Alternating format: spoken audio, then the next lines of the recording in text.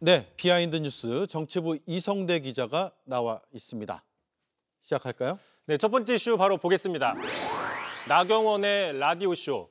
자, 지금 검찰의 대장동 재판 항소 포기를 놓고 정치권의 공방이 가열되고 있죠. 자, 이런 가운데 이제 나경원 의원이 오늘 아침 라디오 생방송 인터뷰에 나와서 진행자에게 불만을 표시해 논란이 되고 있습니다. 자, 진행자가 어제 정성호 법무부 장관의 입장 표명 관련해서 어떻게 생각하느냐라고 다각도로 묻자 나경원 의원이 마치 앵커는 대변인 같다, 장관 대변인 같다라고 불만을 표시한 겁니다. 예, 진행자가 문제였을까요? 정성호 장관을 두둔하거나 혹은 국민의힘의 주장을 반박했나요? 자, 일단 바로 어떤 내용이 있는지 들어보시죠.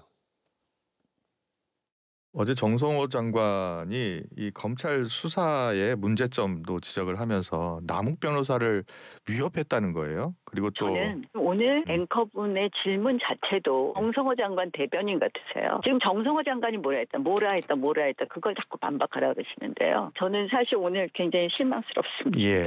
질문하시는 게. 자, 그런데 참고로 오대영 앵커도 인터뷰를 많이 해보셨겠지만 예. 어떤 그 정치 현안들에 대해서 상대방이 어떤 말을 했다고 먼저 전달해주고 자, 이에 대해서 어떻게 생각하냐라고 묻는 것은 흔하고 좀 자주 있는 방식이긴 하죠. 예, 그럼 어떻게 해달라는 건지가 이해가 안 되네요.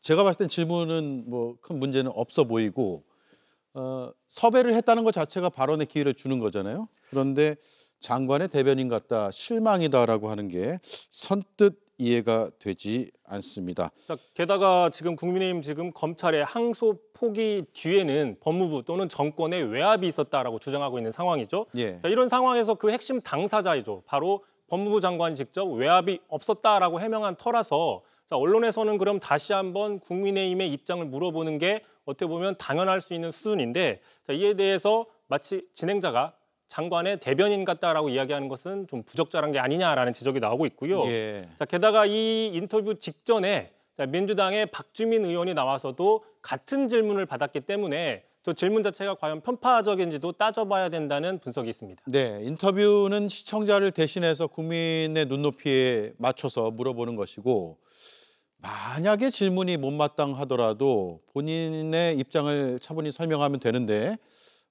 장관의 대변인 같다라고 표현하는 것은 글쎄요, 납득하시는 분들이 많지 않을 것 같습니다. 참고로 말 나온 김에 나경원 의원이 생방송 인터뷰 중에 뭔가 불만을 표시한 거는 이번이 처음이 아닙니다. 자, 지난 총선 직전이었는데요.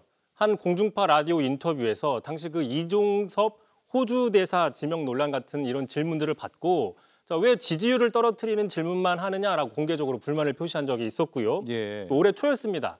자, 민주당 측에서 명태균 씨를 면회간 뒤에 왜 12월 3일 계엄을 했는지 묻자 황금폰에 쫄아서라고 답변했다. 저런 그 발언을 라디오에서 소개한 적이 있는데 바로 다음 날 같은 방송에 나와서 자, 시작부터 항의를 했습니다. 어떤 내용인지 들어보시죠. 예. 말씀하시는 걸 좀 들었는데 명태균 씨는 지금 재판받고 있는 거 아닌가요? 재판받고 있는 피고인의 말을 꼭 그렇게 사회자께서 전원이라 그러시면서 하시는 것인지 그 명태균 씨 이야기를 계엄의 이유로 이렇게 얘기하는 건 굉장히 유감스럽습니다. JTBC 뉴스를 시청해 주셔서 고맙습니다. 저희는 저녁 6시 30분 뉴스룸에서 뵙겠습니다.